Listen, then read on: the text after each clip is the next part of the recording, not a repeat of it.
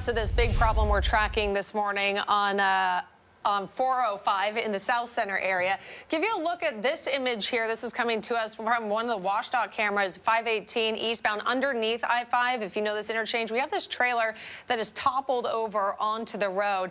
We are hearing from troopers so far. Here's what they say. They say northbound 405 in the South Center area, we have this semi-rollover collision that is blocking most of the lanes. This is a live look at that spot right now.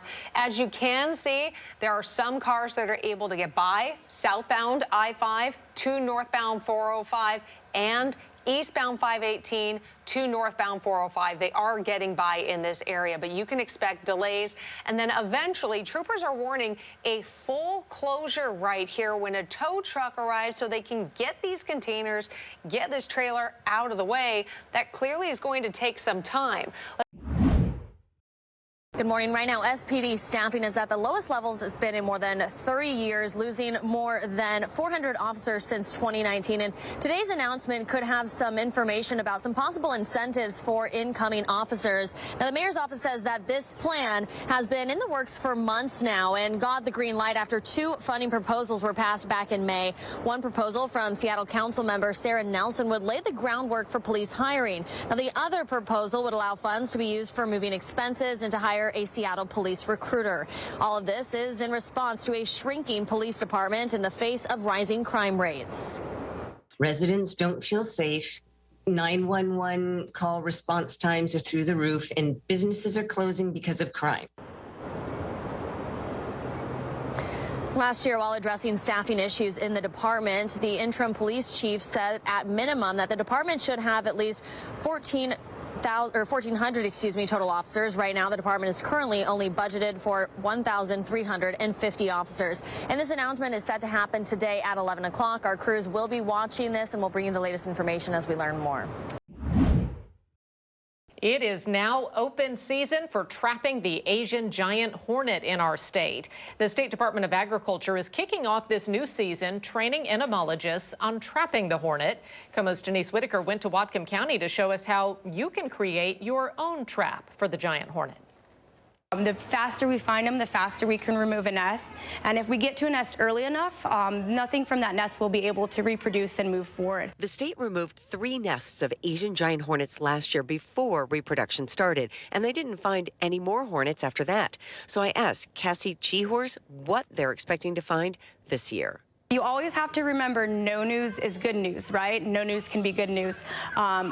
We would love to not find any hornets and not find any nests. Chihors tells me the Department of Agriculture is now gearing up for a new season, testing protective suits and equipment to start trapping and tracking the Asian giant hornet, found primarily in northwest Whatcom County. If they're eating our honeybees, our agriculture is affected. This is why the work continues to trap and track every giant hornet they can. Anyone can get involved, becoming a citizen scientist. Make your own trap and then hang it up properly in a tree near your house. They create an H shape in the bottle, right? And then cut that H shape out with a box cutter, and it'll create tabs.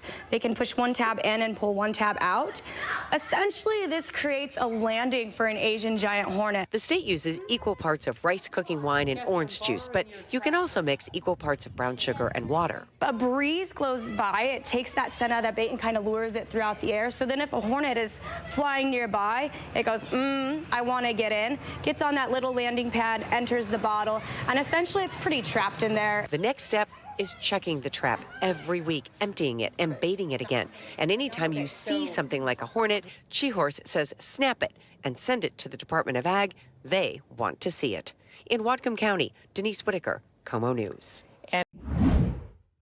It's mesmerizing, aren't they? Just absolutely incredible. Well, with the launch of commercial space flights, we are in a new age of space exploration, but the cost of a seat making it out of reach for many Americans. So for the first time, thanks to cinematic virtual reality, those of us on Earth can experience space without ever leaving this planet. The Infinite is set up inside the Tacoma Armory. Space enthusiasts can step into and out of a life-size virtual reproduction of the International Space Station.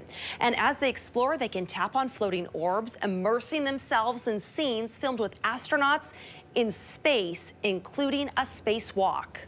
Looking at Earth from that vantage point is something that very few people will get to experience, And through virtual reality, which is a perfect medium to get people to experience that level of immersion, we really get to that, which is, something we're really proud of. I got to check this out. It is so amazing. The scenes showcased at the Infinite are a joint venture between NASA and Felix and Pulse Studios. They're a Canadian company. We're going to show you more of those scenes tonight on KOMO News. We'll also tell you about what the team is documenting next. Well, hi everyone, I'm Preston Phillips from KOMO News. Thanks for checking out the KOMO YouTube channel. You can see more of our videos right here by clicking on the video links for more news from the Seattle area and Western Washington. Oh, and don't forget to click the subscribe button below so you don't miss our YouTube updates.